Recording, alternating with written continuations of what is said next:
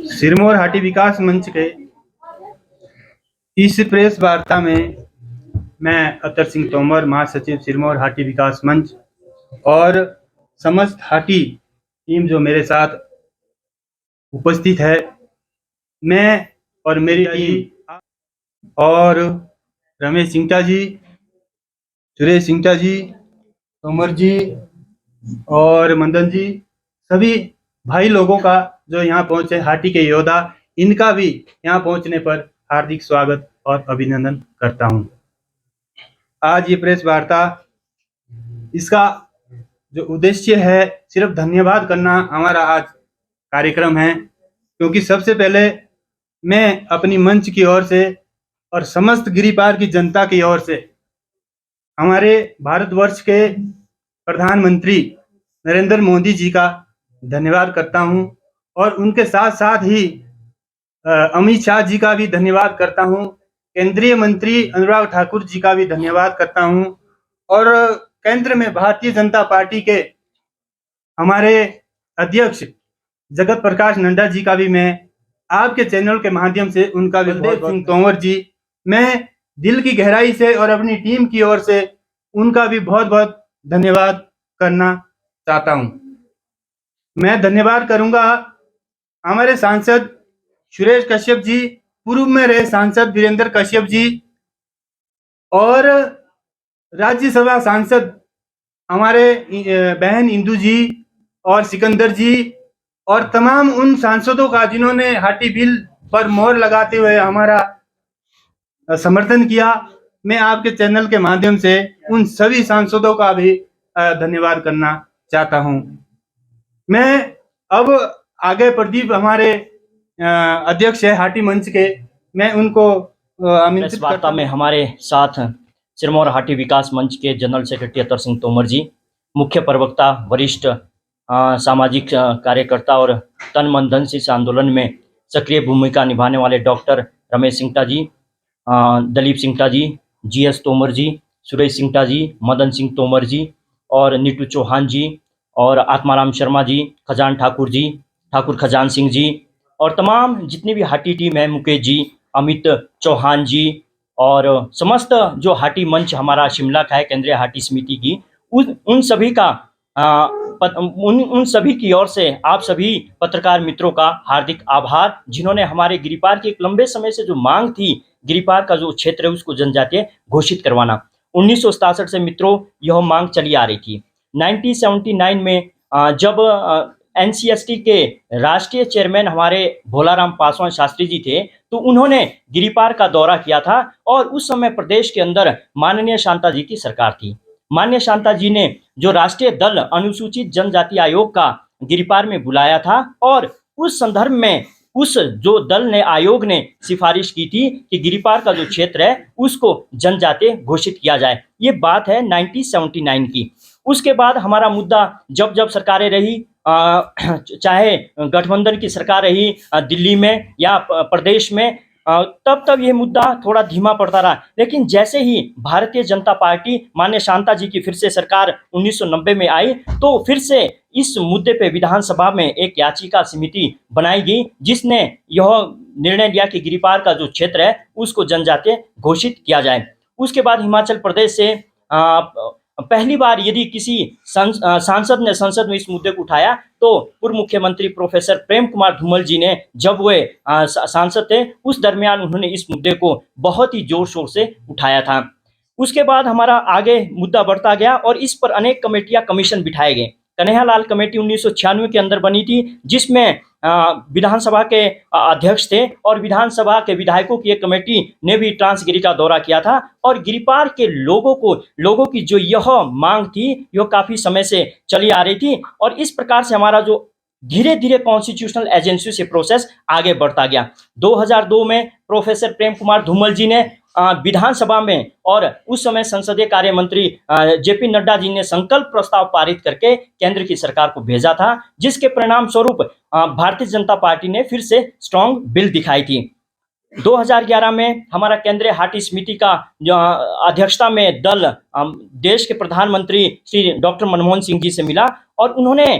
फिर से 2012 में जो धूमल जी की सरकार है उसको लिखा कि यहाँ से प्रॉपर रिसर्च एजेंसियों से रिपोर्टें भिजवाएं, और माननीय धूमल जी ने 2012 में ट्राइबल रिसर्च इंस्टीट्यूट एक अस्थाई हिमाचल प्रदेश विश्वविद्यालय में अस्थाई जो इंस्टीट्यूशन है वो बनाया। उसमें उसके बाद वहाँ पे तमाम प्रकार की रिसर्च रिपोर्ट जो चली, और वहाँ पे कुछ एक ऐसे वहाँ पे भी हमें आंदोलन करना पड़ा। जो हमारे हाटी योद्धा है, इन्होंने उस समय की जो डायरेक्टर थी वहाँ पे, और पूर्व कुलपति रहे हमारे एडियन वाजपेयी जी, इन सभी ने भी वहाँ पे इस जो मैटर को आगे बढ़ाया। और बाद में हमने माननीय जो गवर्नर साहब रहे हमारे राजेंद्र विश्वनाथ आलेकर जी, और उनसे पहले आचार्य देवव्रत जी, इन सभी महामहिम, और अभी वर्तमान में गवर्नर साहब शिव प्रताप शुक्ल जी, इन सभी के भी हम बहुत बहुत आभारी है। इन्होंने भी इस मुद्दे के लिए बहुत ही सकारात्मक भूमिका निभाई है। तो आज ये जो हमारा 26 जुलाई 2022 को पहले लोकसभा से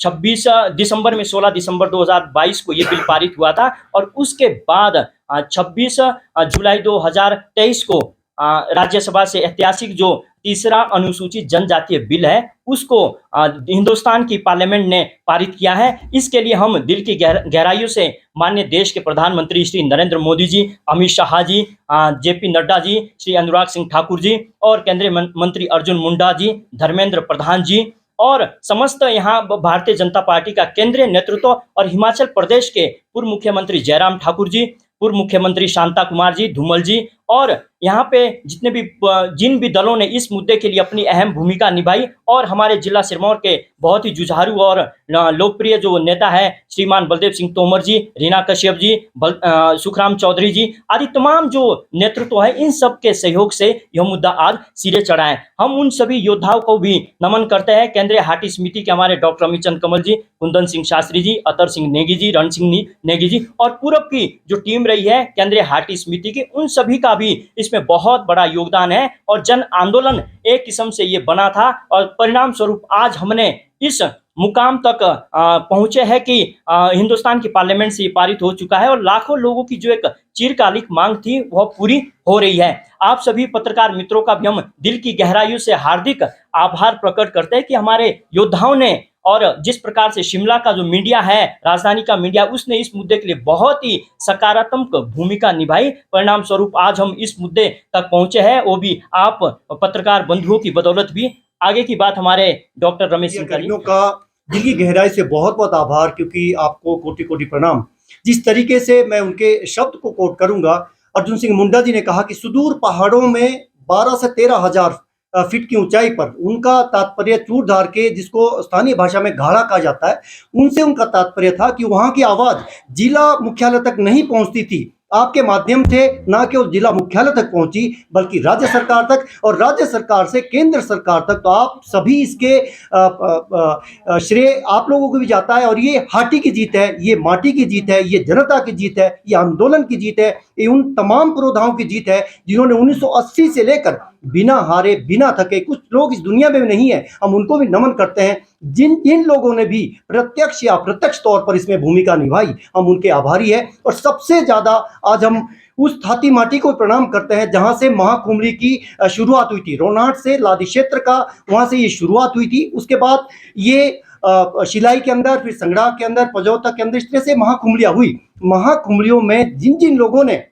हम सभी वर्गों के जनप्रतिनिधियों के और उन लोगों के बहुत आभारी है, कर्मचारियों के, जिन्होंने अप्रत्यक्ष तौर पर इसमें अपनी भूमिका निभाई। रिटायरी है, उनके हम बहुत आभारी है। सबसे ज्यादा आधी आबादी महिलाएं, हम उन्होंने जो अलख जगाई घर घर तक, इसको जन आंदोलन बनाया। हम युवाओं के बहुत आभारी है, जिनके एक ऊर्जावान युवा आगे आए और इसको देश का एक ऐसा अनूठा आंदोलन पूरे देश में शांतिपूर्ण तरीके से, एक भी हिंसा का मामला नहीं हुआ। और आवाज संसद के भीतर, अब संसद से चूंकि हो चुका है, अब ये औपचारिक तौर पर एक कानून बनेगा जैसे ही महामहिम राष्ट्रपति की इसमें स्वीकृति की मोहर लगेगी। उसके बाद हमारा जो अगला कार्यक्रम है, हम मुख्यमंत्री सुखविंदर सिंह सुक्खू का भी आभारी है। उनका बयान आया, उन्होंने इसका स्वागत किया है, केंद्र सरकार का भी आभार जताया है। अगली कड़ी हमारी रहेगी, हम मुख्यमंत्री से भी मुलाकात करेंगे, क्योंकि इंप्लीमेंटेशन एजेंसी स्टेट है, फेडरल सिस्टम है, संघीय ढांचा है। हमें उम्मीद है उनसे कि जिस रूप में, जिस मूल भावना के साथ ये केंद्र सरकार से आएगा, उसी रूप में आगे भी ये इंप्लीमेंट होगा। और हम जल्द ही उनसे मुलाकात करेंगे। हमारा जो हाटी विकास मंच है और केंद्रीय हाटी समिति है उनसे भी मुलाकात करेगी और उनका तो अब तक जितने इसमें डेवलपमेंट हुई है हम उनसे भी अवगत करवाएंगे। और हम जल्द ही नेता प्रतिपक्ष और पूर्व मुख्यमंत्री जयराम ठाकुर जी से शिमला में मुलाकात करेंगे। उनके सक्रिय सहयोग से इसका श्रेय सबसे पहले अगर नंबर 1 पर दिया जाता है तो ये आंदोलन भी एक अपनी जगह था, लेकिन अगर उनके सक्रिय प्रयास नहीं रहते तो ये संभव नहीं था। तो जैसा कि कहा कि इसमें सबसे पहले हम लोग तो पीड़ित पक्ष थे, हम तो वंचित पक्ष है। 1979 में national commission for scheduled tribe, जो लोग बहुत सारी बातें इसमें आती है, आप लोग तो सारे उसके गवाह रहे हैं। हम इसके पीड़ित क्यों अपने आप को कह रहे हैं, क्योंकि उन्होंने सिफारिश की थी 79 में। कई राज्यों की, अधिकांश राज्यों की सिफारिशों इंप्लीमेंट कर दी गई, लेकिन हमारे मामले में वो नहीं हुआ। तो आज हमारे को अगर 56 सालों के बाद न्याय मिला है तो हम केंद्र सरकार के, पूर्व सरकार के और जिन भी लोगों ने राजनीतिक, हमने कहा था कि हाटी, हम हाटी है, हमारे सांसों में, हमारे रगों में, हमारे खून में, हम लोग पलते हैं, जीते हैं, हाटी के साथ जीते हैं। एक पहाड़ों की संस्कृति है, एक सांस्कृतिक आंदोलन था, एक अनूठा सांस्कृतिक आंदोलन जिसके बूते ये संभव हो पाया, क्योंकि जौसार बाबर की तर्ज पर, जिनकी तर्ज पर हमने ये मांगा था 1967 में। मैं केवल एक एग्जाम्पल दूंगा, क्योंकि हमारा दाईचारा और भाईचारा का जिस तरीके से आर पार हमारा नोतराम नेगी जी, वो उनके बिरादरी के जौसार बाबर में भी है, जो एक महानायक रहे हैं। मुगल सेना को पराजित करने में उनकी बहुत बड़ी भूमिका रही है, तो उनके बिरादरी के सिरमौर में भी है। टोंस नदी केवल और केवल सीमा रेखा थी। अब चूंकि हमने वो सब तमाम पड़ाव को पार किया है, ऐसा संभव नहीं था कि लोगों के सहयोग, के सक्रिय सहयोग इसमें लोगों का रहा। राजनीतिक दिनों ने अपनी विचारधाराएं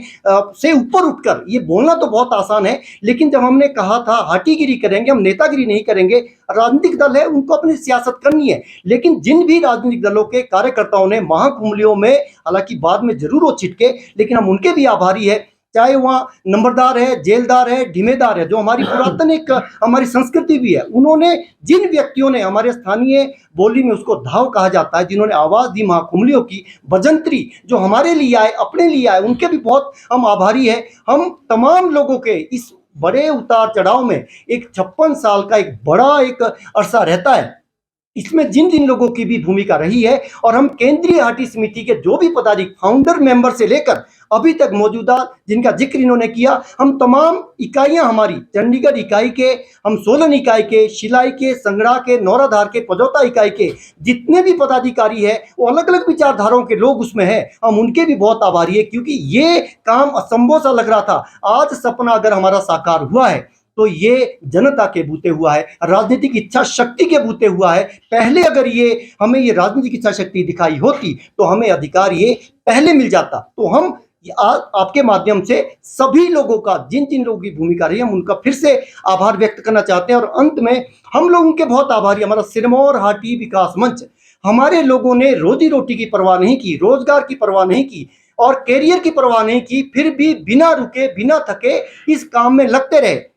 ये काम आसान नहीं था, आप लोग जानते हैं। ये कई लोग हमारा पहले मजाक भी उड़ाते थे कि जनजातीय अधिकार, इसके लोकुर कमेटी की रिकमेंडेशन है, वो फुलफिल करने पड़ता है। इसमें टीआरआई गठित की गई थी, tribal research institute, full fledged एक इंस्टीट्यूशन एस्टेब्लिश किया था पूर्व सरकार ने। इससे पहले नोडल एजेंसी थी, नोडल एजेंसी ने आधी अधूरी रिपोर्ट दी थी, तो उसको क्लेरिफाई किया, क्योंकि सबसे पहले जो आरजीआई है, आरजीआई में हम लोग 14 जातियां रजिस्टर्ड है। ये बहुत बड़ी बात थी कि बाद में हालांकि एससी एक्सक्लूड हो गए, हम उनके भी आभारी है, क्योंकि महाकुंभलियों में सब लोगों ने, हम ओबीसी वर्ग के भी बहुत आभारी है कि वो भी हमारे साथ आए। पूरे 14 जातियों की लड़ाई हमने तब भी लड़ी थी, हम आज भी लड़ रहे हैं। और अगर किसी को शक शुबा है तो हम आने वाले दिनों के अंदर भी हम हर वर्ग के साथ खड़े रहेंगे। आप सभी यहाँ पे आए, आप सभी का बहुत बहुत धन्यवाद। अब